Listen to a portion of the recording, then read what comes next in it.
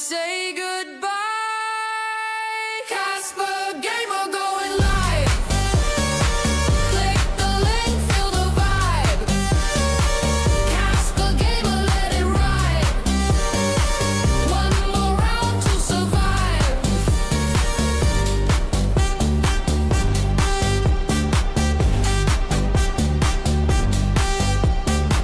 One more round to survive.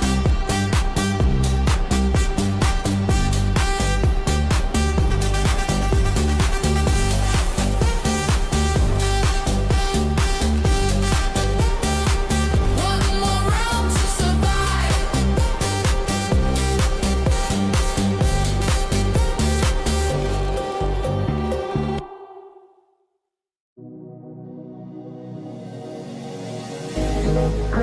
Night's gonna be alright. Just lose control and chase the house. Leave all your tears. We're on cloud nine. We live and die. And rain is light. Let's pray that night's gonna be alright. Just lose control and chase the highs. Leave all your tears. We're on cloud nine. We live and die.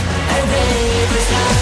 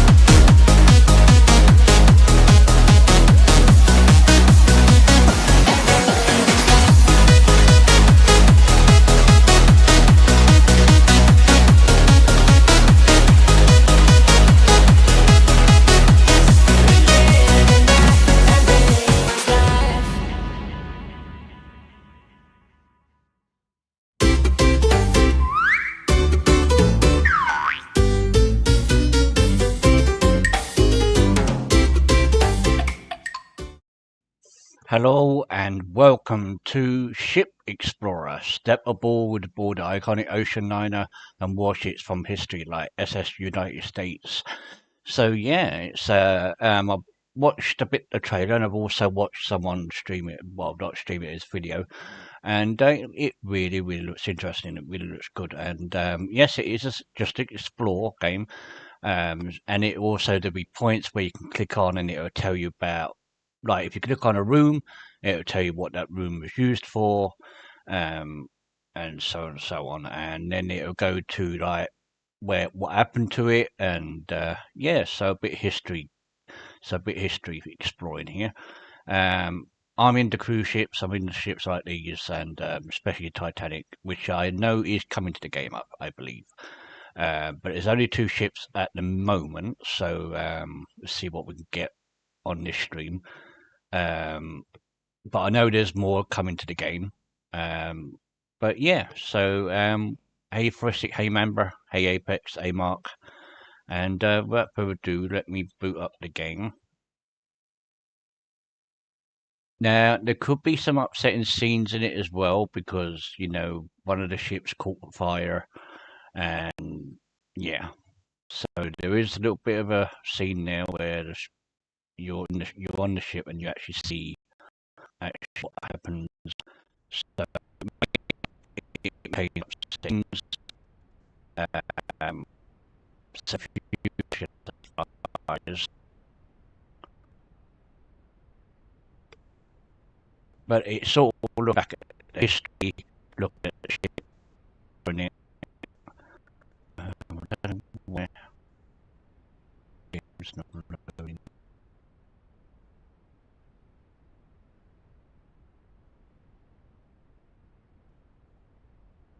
Loading. Oh, here we go. Now it's loading. Another game that's compiling shaders.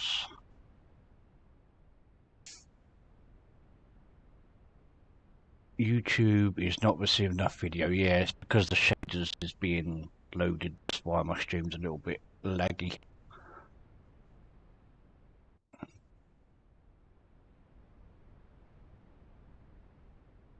So just bear with me while the shaders load. It's too warm.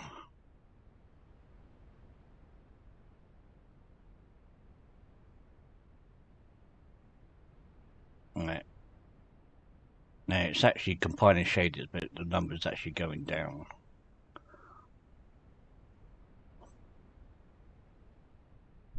There we go. Right, so let me go to settings here. Video. Advanced video. Should be fine. Audio. Let me turn down the music just a touch.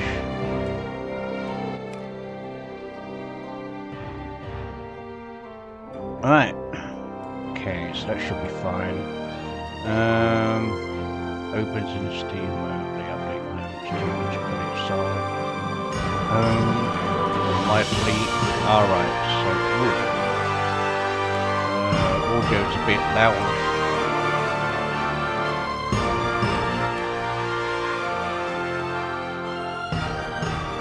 Alright, so we've got my fleet, and so we've got the Oceanliner SS United States, and then we've got the Oceanliner SS Morro Castle. The Bismarck is coming soon as a DLC, and I'm pretty sure that I've heard that more will be added in due course. So let's start off with the SS United States. Right, so the SS United States, type Oceanliner, owner, operator, United States Lines, maiden voyage, 3rd of July, 1952, GRT 53329, length 990 foot, 302 meters, top speed 43 knots, claimed capacity 1,972 passengers, 1,044 crew, fate to be sunk as an artificial reef off the coast of Florida, 2026. Explore, and then you get two options at dry dock or at sea. So we're going to do it at sea.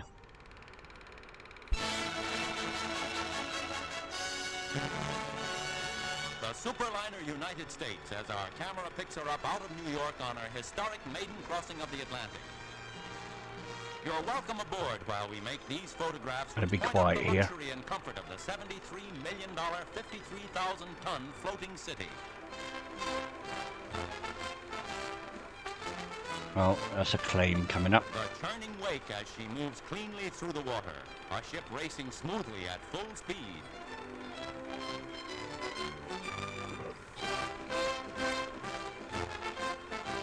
Aboard the First Lady of the Seas is the daughter of the President. The ship's skipper, Commodore Manning, invites Miss Margaret Truman up to the bridge. Then, past 6 in the morning, they share an historic moment. The United States breaks the transatlantic record. Jubilant passengers stayed awake all night to witness the finish at Bishop Rock on the southwest coast of England. Next, the first docking at Le Havre, France. The unparalleled time of the crossing was 3 days, 10 hours, 40 minutes, beating the Queen Mary's time by 10 hours and 2 minutes. A sailor's welcome for the Blue Ribbon winner, a ship that averaged 36 knots on the 2,942-mile crossing, or about 41 land miles an hour. Now on to Southampton, England for the next stop. And here begins a greeting true to the tradition of a great seafaring nation. Sure, the United States beat the best time of a British liner, but there's matchless sporting blood in a nation that loves ships. Generous tribute is paid to the American craft and craftsmanship. Yeah. Americans aboard the ship are astonished, overwhelmed by the reception, its warmth and... Don't know why it's so low.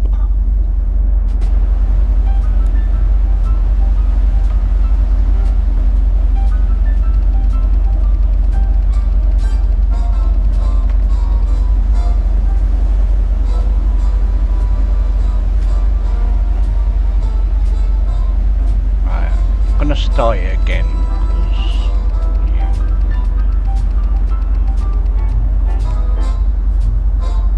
Oh wow. Yeah, the lag. Yeah, I'm gonna have to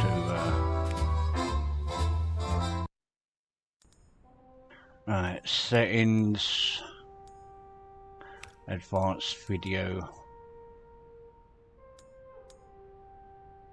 Let me turn it all down to medium.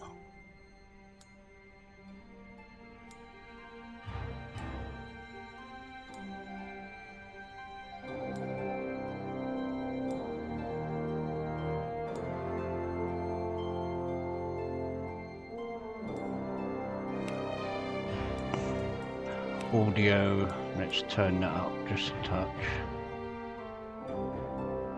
Alright.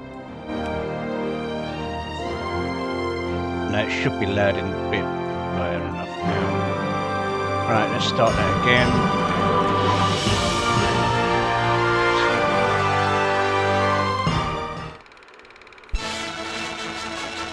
Try that now, chap. The superliner United States, as our camera picks her up out of New York on her historic maiden crossing of the Atlantic. You're welcome aboard while we make these photographs which point up the luxury and comfort of the $73 million, 53,000-ton floating city.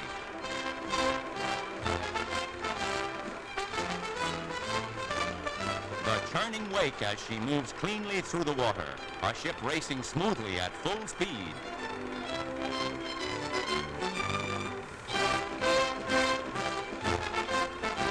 Aboard the First Lady of the Seas is the daughter of the President. The ship's skipper, Commodore Manning, invites Miss Margaret Truman up to the bridge. Then, past 6 in the morning, they share an historic moment. The United States breaks the transatlantic record. Jubilant passengers stayed awake all night to witness the finish at Bishop Rock on the southwest coast of England. Next, the first docking at Le Havre, France. The unparalleled time of the crossing was 3 days, 10 hours, 40 minutes, beating the Queen Mary's time by 10 hours and 2 minutes. A sailor's welcome for the Blue Ribbon winner, a ship that averaged 36 knots on the 2,942-mile crossing, or about 41 land miles an hour. Now on to Southampton, England for the next stop. And here begins a greeting true to the tradition of a great seafaring nation. Sure, the United States beat the best time of a British liner, but there's matchless sporting blood in a nation that loves ships. Generous tribute is paid to the American craft and craftsmanship.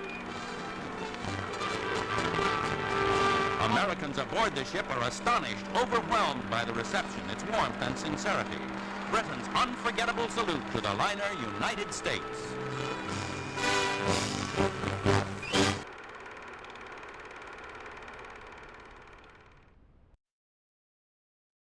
Okay.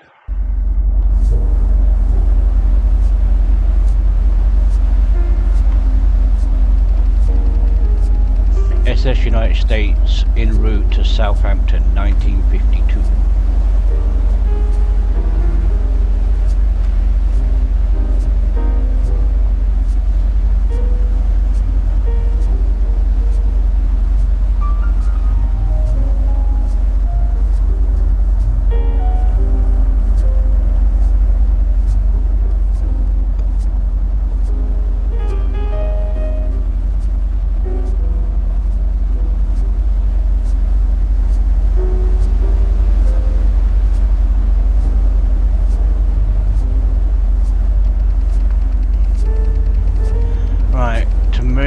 Right, use the triggers, many interactable on the board.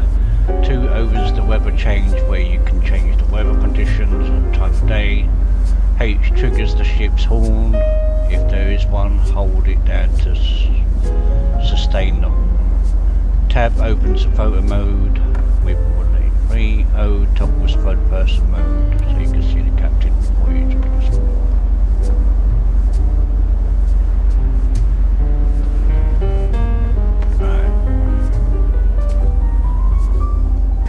Alright, so 2. What was that?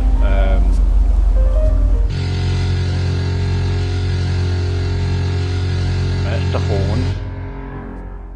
Oh wow.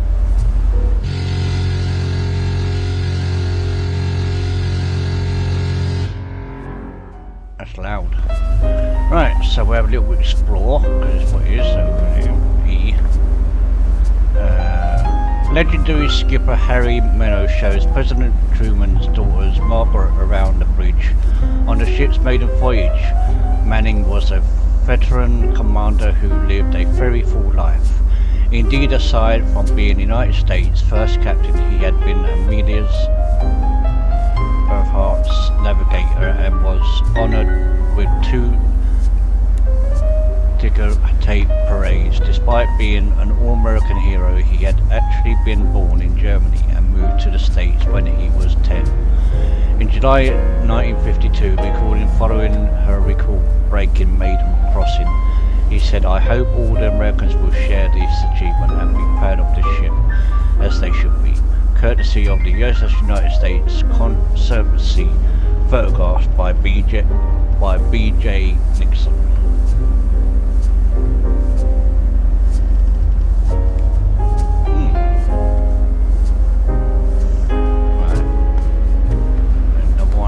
On the starboard side of the bridge deckhouse was the log room, which held the critical record-keeping information for the ship's crossings. But as with many spaces on United States, the inclusion of a dedicated room for the ship's logs was rather unusual.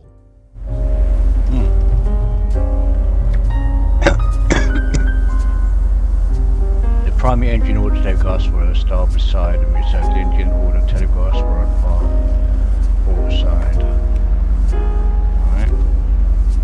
Can't interact now. I was expecting the bridge equipment United States bridge was extremely modern.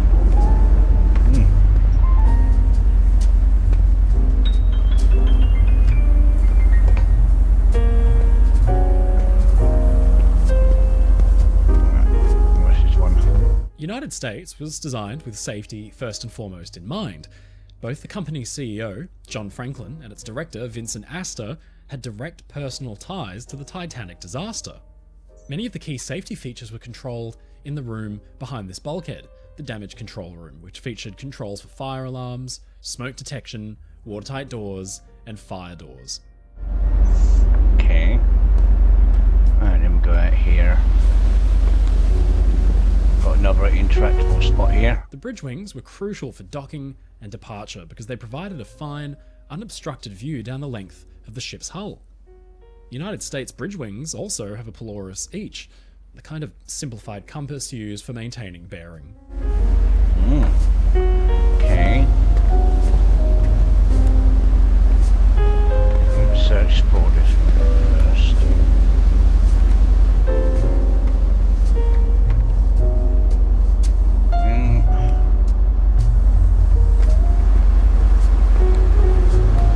The ship's plans show a dedicated cabin for the pilot, a knowledgeable local expert who came aboard to assist in docking and departures. Maintaining such a tight schedule meant that sometimes there was not enough time to let the pilot off, so he was assigned his own cabin just in case he'd have to be along for the ride. Okay.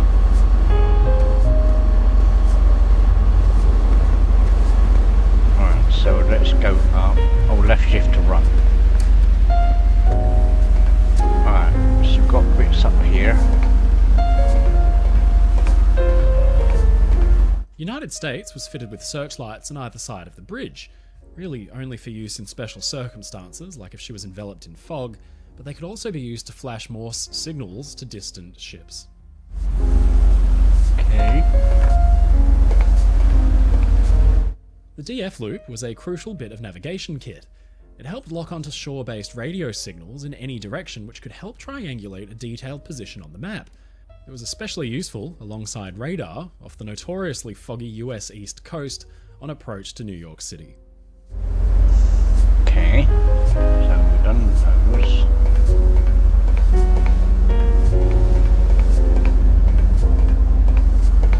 The flagboard was used to house the ship's various flags to be run up the halyard Hey, attached to come the on, antenna ma. mast. Anything from the house flag showing the colours of the United States lines to signal flags conveying United States intentions. These big mushroom vents fed air down to the fan rooms below and drew fresh air into the ship to be run through the miles of trunking for cabins, public rooms, and machinery spaces. Okay. Right, so we're done up here. Oh, we can enter here. Oh, it's lookout. Ah. Lookout. Oof. Yep.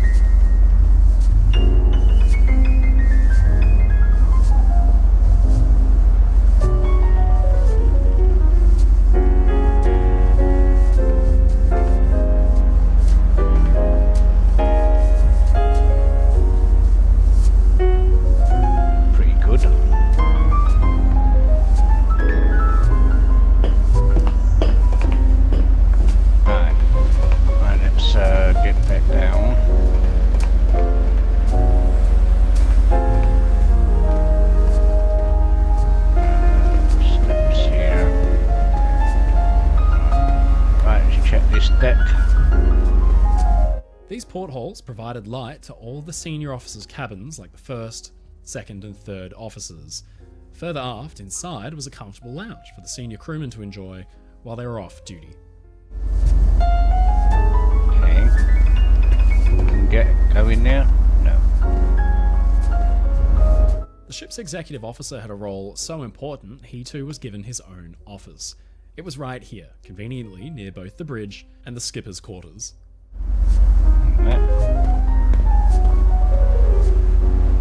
The ship had an executive officer whose job it was to assist the captain in the day-to-day operations actually keeping the ship running.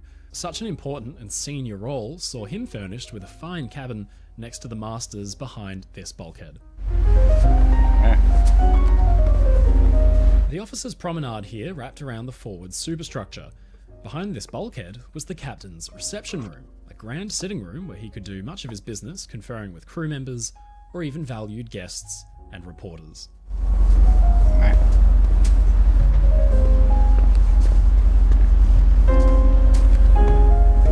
The captain's cabin was huge. It was behind this bulkhead and was about the same size as the executive officer's stateroom and office combined. Like the other senior officers, he got his own bathroom, although naturally his was the biggest of all. Perks of the job, I guess. Okay. I know there's a way we can go inside, but I'm not sure Here was where. the chief officer's cabin and his office, comfortably furnished and near to the master's cabin. While the executive officer was the ship's second in command, the chief officer's role was extremely important in maintaining the running of the deck departments and all the major functional centres of the ship.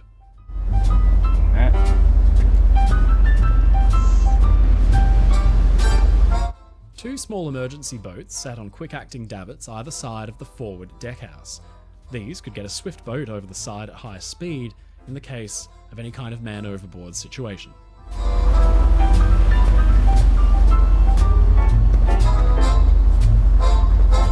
Communication was very important for modern liners like United States. In the past, radiomen had to share small, cramped quarters, but on the Big U, they got a fairly large stateroom each. Behind this bulkhead were the cabins for 6 radio officers.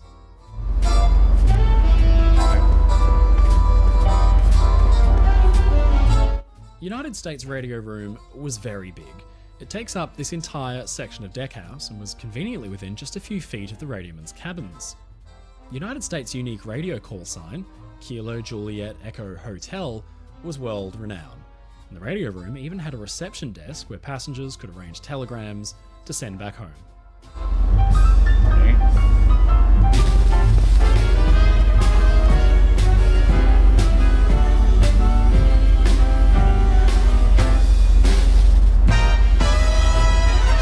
These double doors led through to the first-class forward staircase, where, 2 decks below, passengers could emerge at the main foyer on the promenade deck. These double doors led through to the first-class forward staircase. I know there's where, some doors that 2 you decks can go below, in. Passengers could emerge at the main foyer on the promenade deck.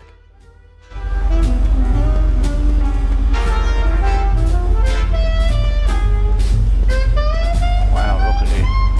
This games deck was a popular spot for passengers to take in the sun and play deck tennis.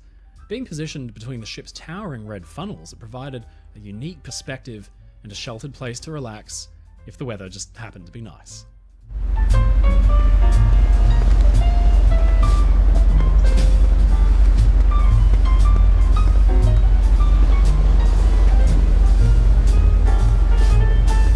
This door led down to the aft first-class staircase, but just off to its right was nestled the ship's officers' mess and pantry where they could take meals.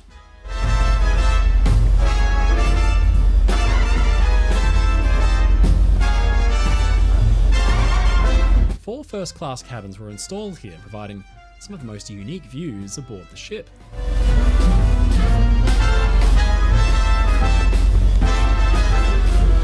Behind here was another fan room, but just inboard of that was the first-class children's playroom, where kids could spend their time playing with toys, colouring, and doing crafts.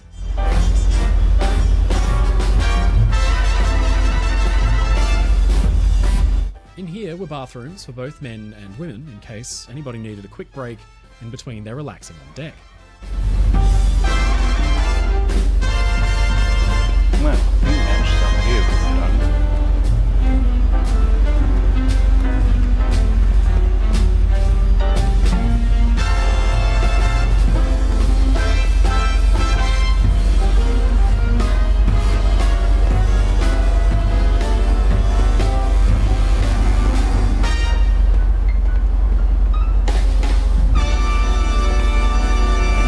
These doors led into the first-class berthing and main staircase, which led down to the main foyer. Can't we go in? I thought we could go in. These doors led into the first-class berthing and main staircase, which led down to the main foyer.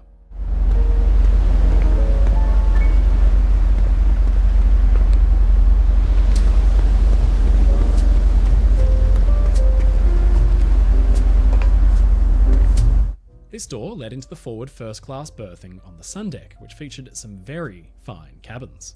So how do we get in then? Or we could go inside.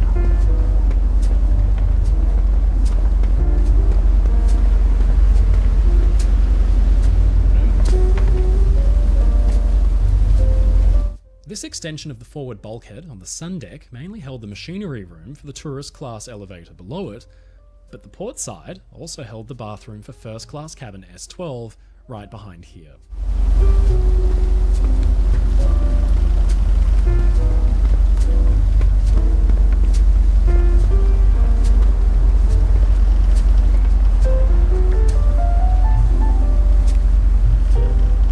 This door led into the forward first class berthing on the sun deck, which featured some very fine cabins.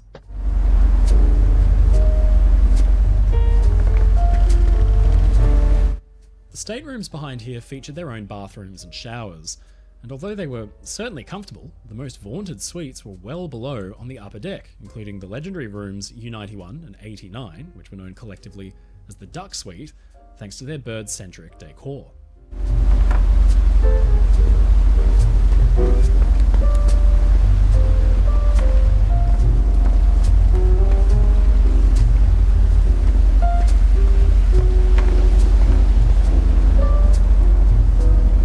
These doors led into the first-class berthing and main staircase, which led down to the main foyer.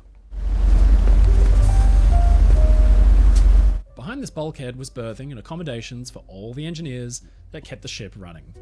In fact, this section was reserved for the chief engineer and the executive engineer's cabins. The chief got his own reception room as well.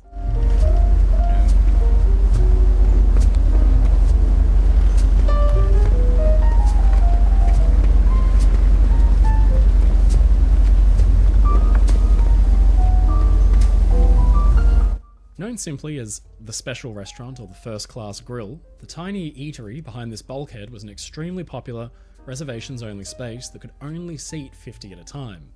This was where all celebrities came to dine, away from the riffraff, and surrounded by gorgeous cut crystal light panels designed by Charles Lynn Tissot.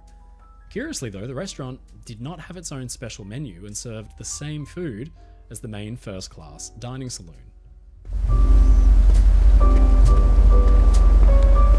The big double doors here gave access to the foyer and the aft first-class staircase, where passengers could access all the major public areas from the observation lounge towards the bow, all the way back to the smoking room and theatre towards the stern.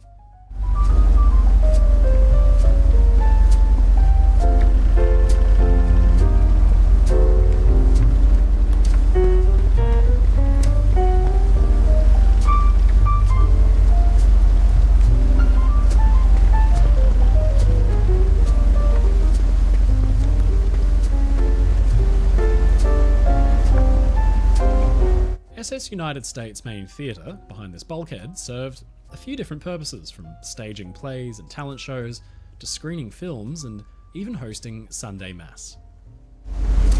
But how do we get in? SS United States Main Theatre, behind this bulkhead, served a few different purposes, from staging plays and talent shows. The ship's main theatre was accessible to both first and cabin class passengers. Behind this bulkhead was the stage.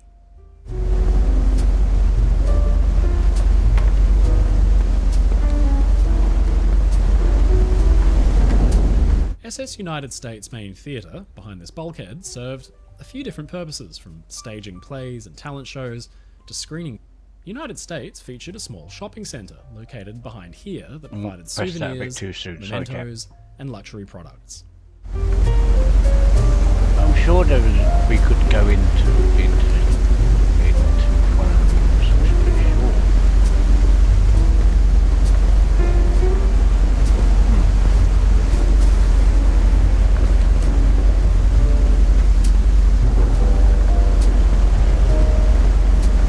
These doors led into the main foyer for first class.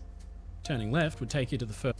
Behind this bulkhead was another fan room for the ship's ventilation machinery, but beyond that was the observation lounge, a sumptuous room which spanned the width of the ship and was decorated with a pair of 9 by 12 foot murals by artist Raymond Wendell. Each of the 14 small round tables in the room featured a unique arrangement of applied stars in the pattern of a real constellation.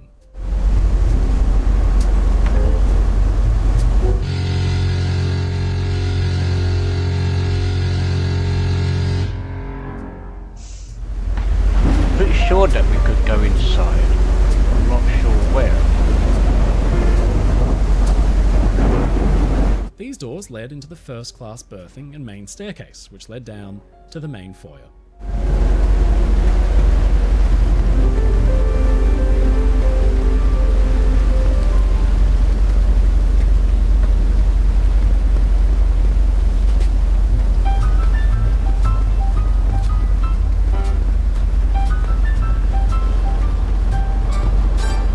These twin sets of stairs provided access to first-class accommodations at the aft end of the deckhouse, with easy access to cabins S103 through S116.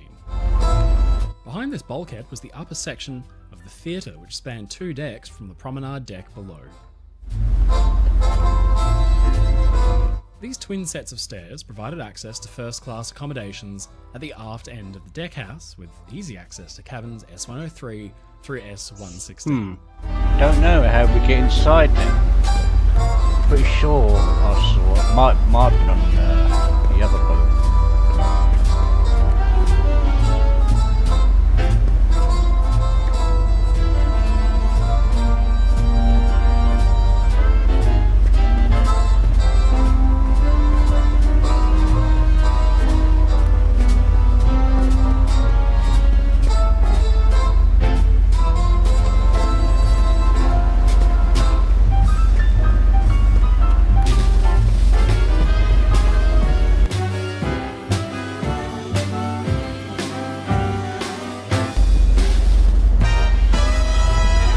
This door led into the forward first-class berthing on the side. Right, let me check controls.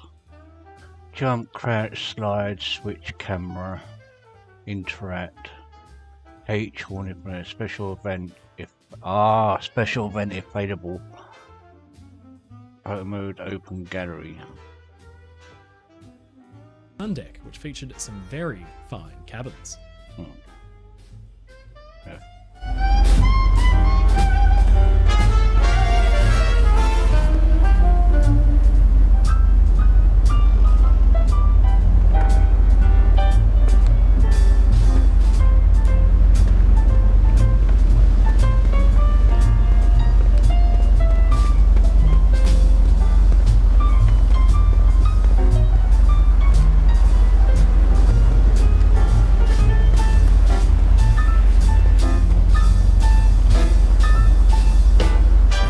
Windbreaks like this were crucial for passenger comfort. The United States was moving ahead at great speed, around 30 knots, which could send breezes ripping down the deck like a wind tunnel. These brakes would interrupt the flow and divert it away, meaning passengers behind could relax without feeling like they were sitting in a hurricane.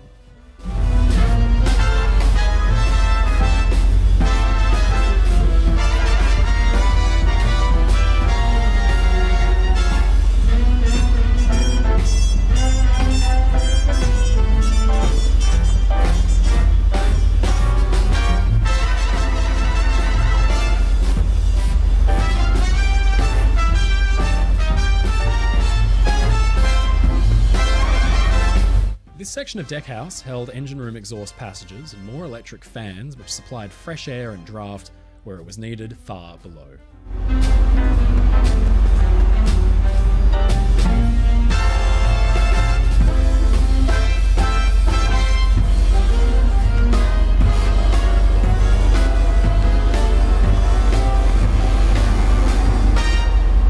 Nestled into the deckhouse here are two bathrooms, or heads, both port and starboard for tourist class passengers who might be relaxing on deck and enjoying the sunshine, but need a short break.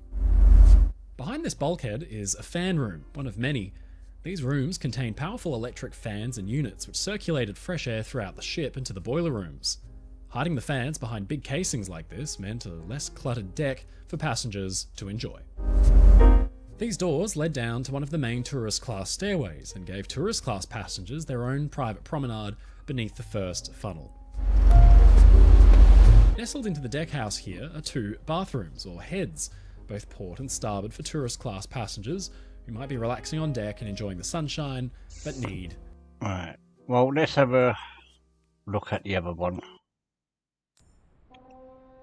Let's have a look at the SS Morro Castle.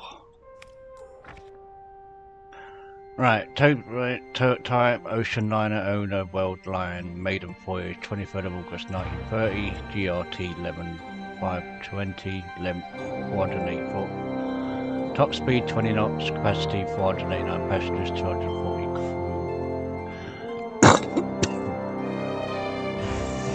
In the early hours of September 8, 1934, a fire of unknown engine engulfed the ship in dismal power. Flame, let's see. Let's see.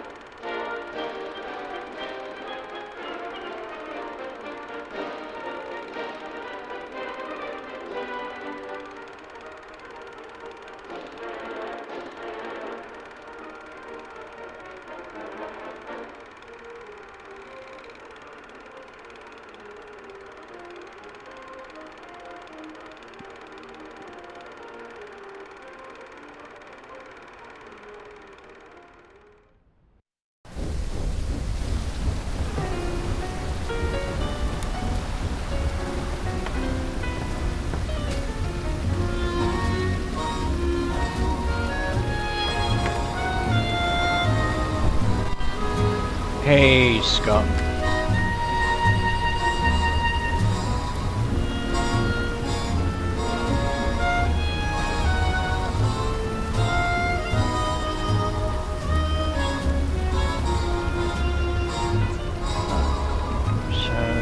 button, H tab. Yep, all of that. Alright. Let's start here. These big windows looked into the palatial first-class ballroom and lounge mezzanine, which was the upper story balcony of the entire complex. If you want to take a look inside, go try that door over there.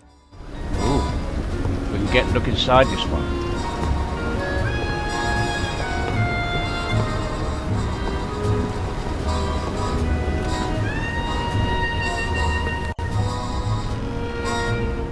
Ooh.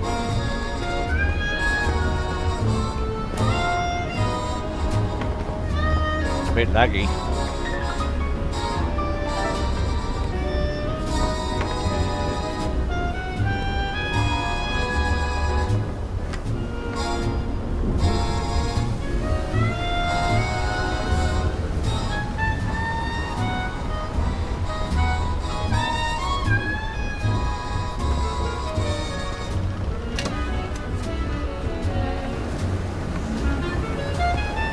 Bit laggy when I got in that room. That's a bit. These big windows looked into the palatial first-class ballroom and lounge mezzanine, which was the upper story balcony of the entire complex. If you want to take a look inside, go try that door over there. Many of the fine staterooms behind these windows had their own ensuite bathrooms, a rarity in those days when many passenger ships featured communal facilities out in the hallways. Yeah, it's gonna laggy when I'm in here.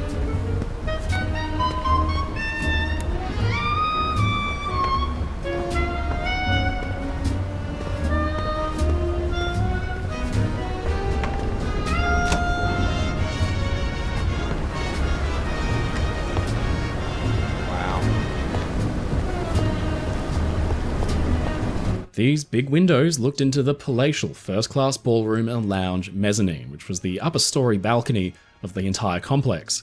If you want to take a look inside, go try that door over there. These windows looked into some of the finest and biggest rooms on the ship, the A-deck suites, which were occupied by the more well-to-do passengers aboard.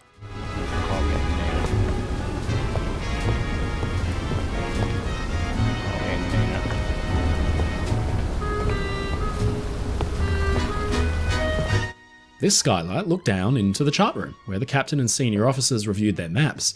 But they were all very familiar with the New York to Havana route, so you wonder if they studied many charts at all. At least, this was an additional compass mounted on top of a wooden platform, known lovingly as the Monkey Island, away from any metal that might interfere with its magnetic reading, but also totally exposed to the elements, much to the dismay of any crew tasked with taking a reading in a bad storm.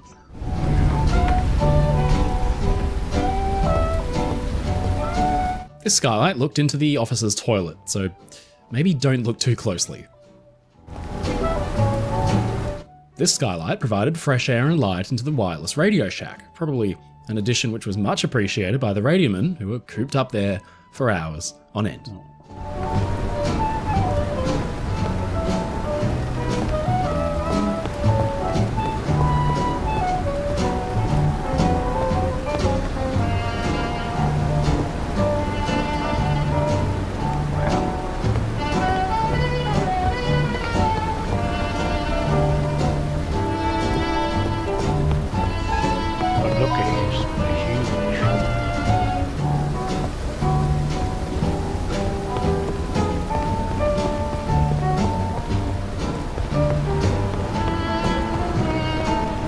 This door led to another crew space nestled inside the deckhouse in front of you.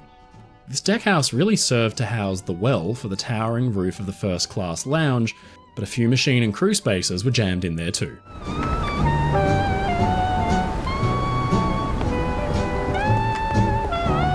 This covered staircase was used by crew to easily navigate about the ship. It led straight down to the first-class cabins and hallways on A-deck below.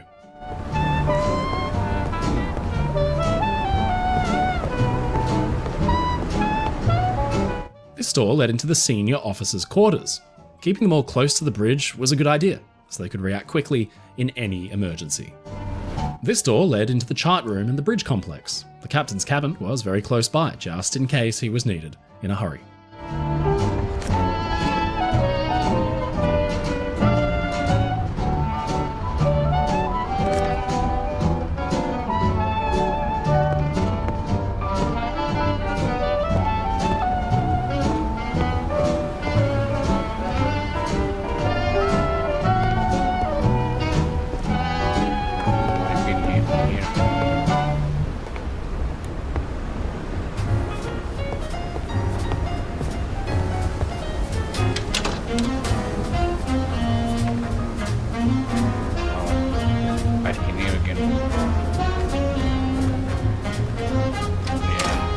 laggy when I get in there.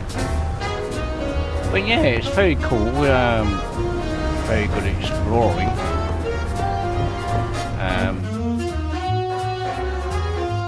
But yeah, very interesting. Let's see, my fleet. So the Bismarck is coming soon. Let's try it. It's Paramount News.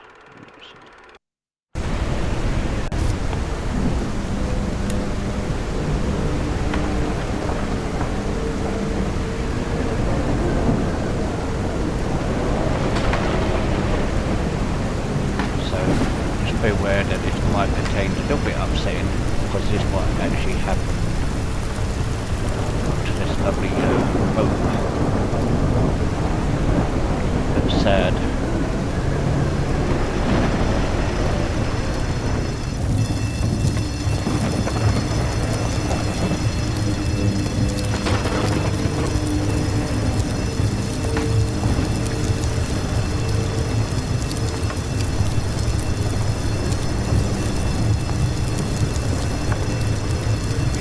Okay, yeah, I'm not gonna get into that bit.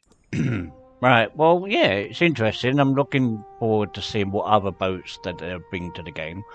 And this one was always going to be a short stream. But yeah,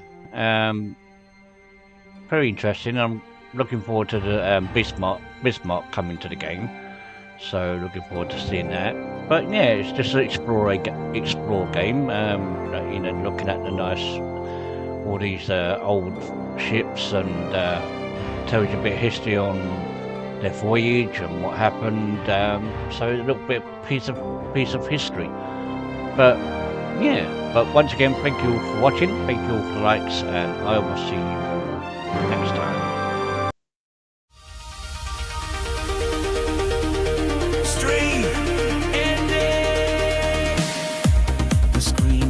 Dark, the lights go low. The vibe still lingers in the afterglow. We laughed, we played, we chased the night. Now it's time to fade into the quiet light. Goodbye, my until we meet again. We'll chase the stars where the streams begin. Through every laugh, every cheer we send. Good night for now, this is not the end.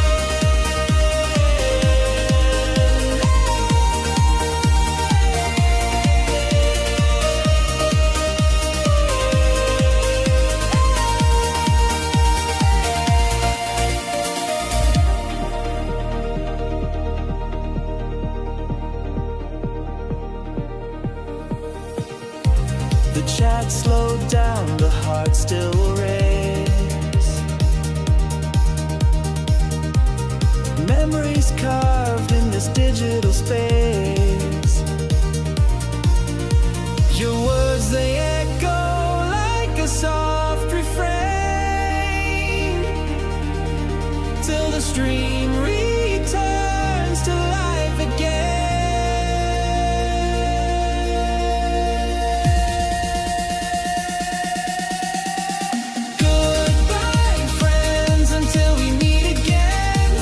Chase the stars where the streams begin.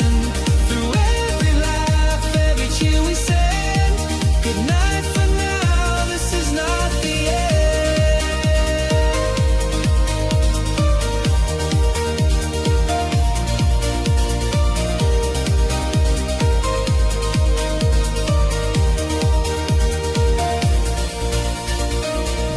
The pixels fade, but the love stays strong in this fleeting world where we all belong. Keep the flame alive till the break of dawn. The moment ends, but the bond goes on. Goodbye, my friends, until we meet again. We'll chase the stars where the streams begin. Through every laugh, every cheer we send. Good night for now.